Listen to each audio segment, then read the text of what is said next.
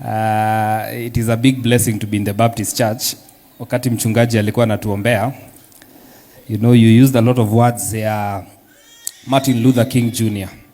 And the Baptist Church, the Ebenezer Baptist Church, one of the things they did, apart from Martin Luther being the fighter for the blacks, was to touch on social issues in society. And the Baptist Church fought for the black man, fought for equalization, fought for education of everybody. And standing in this Baptist church today is a big blessing to say that we can talk on social issues in a church environment. Na mimi, Your Excellency, Rigathi Gachagua, I am proud to be associated with you as the Deputy President. Na wakati umekuwa Deputy President, kabla kura ipigwe kwa bunge, tumefanya kazi mingi.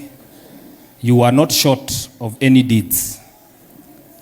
Lakini kwa sababu Rigathi Gachagua would have been a problem in the future, ilibidi watafute namna ya kutoa Deputy President. But what shocks me the most is the silence of President William Ruto. Why were you silent? If you are not the planner, why were you silent? Why were you silent when Rigathi Gachagua was mob justiced by members of parliament and senators? If you're genuine, why were you silent? Sini maajabu ya dunia. Unanyamaza kwa nini kama unajua ndugu yako anaumizwa? Then if you are silent, it means you are the accomplice or you are the planner. Sini kweli? You must have been the planner or the accomplice. Lakini kuna siku inakuja na wananchi watafanya ile ambaye inahitajika. Number 2, just on one issue. You impeached the Deputy President.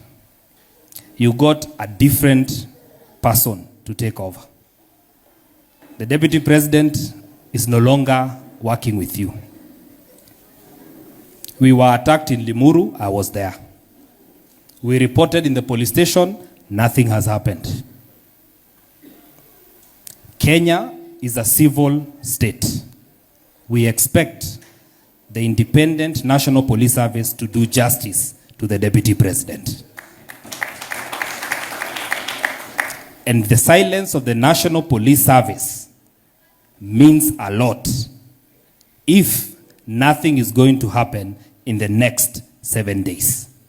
Because any investigation in this country always leads to culprits being arrested. Why are you not arresting people who are seen on TV attacking the Deputy President, attacking his car? Lastly, I come from Kajiado. Na kuna mpango, Rais pamoja na Bill Gates wanasema watadunga ng'ombe zote za Kenya shindano. Kama jamii ya Kajiado, Narok, tumesema hatutakubali ng'ombe zidungwe. Kama unadunga ng'ombe, dunga yako. Na Mheshimiwa Rais, you cannot force vaccination on people's cattle or sheep and goat without their consent. Haiwezekani. One, before you vaccinate, una vaccinate nini? Ugonjwa gani iko? Number 2, why are you forcing it on people? Kama tuko na foot and mouth, mimi naendaga kwa veterinary na mwambia kuja unidungie ng'ombe yangu. Why are you forcing a special vaccine created by Bill Gates, funded 80% by the same person, na unataka kutuambia ni lazima tuchukue hiyo vaccine? Your Excellency, you want to introduce genetic implants. It is dangerous to the product ya maziwa na pia na pia hao wazungu wanasema hivyo, wao wenyewe hawadungi ng'ombe yao, wanasema ng'ombe ya Afrika ndio iweze kudungwa. Hiyo itakuwa ni sawa kweli? Mutigetekire ng'ombe cianyu itheshwo maune maheni na ni uhoro wa ugumania. Toi hamwe gina hau. Nikienda kumalizia, tunaenda msimu wa Christmas. Mimi natakia watu wengine wote Christmas njema. Lakini rais akutane na Mwenyezi Mungu. Asanteni sana.